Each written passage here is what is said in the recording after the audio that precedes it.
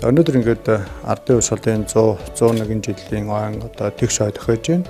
Энэ тэгш хойд одоо манай баялаг бүтээгчид үндэсний үйлдвэрлэгчид одоо нэлээд олон хүмүүс шагнууллаа. Одоо мал аж ахуйн салбарт, газар тариалангийн салбарт, хүнсний үйлдвэрлэлийн чиглэлийн салбарт ажиллаж байгаа хүмүүс илүү түлхүү шагнагдж байна.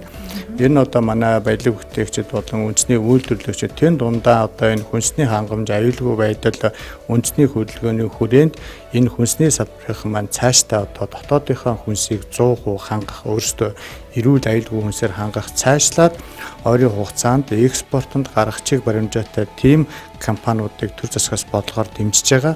Энэ хүрээндээ ч одоо энэ удаагийн одоо шагнал байна, төрийн шагнал байна бас нэлээд өдөө олсон жирийн ажилтан албан хаагчдыг шагналсан, газчин, түгээгч, жолооч, ерөнхий технологич гээд яг нөгөө гал халуун одоо яг ажлын талбарт ингээд ажиллаа хийгээд чимээг бүхэн ажиллаа хийгээд явж идэг тийм хүмүүсийг алдаршуул шагнаж байгаа нь өнөөдөр онцлогтой байна л да.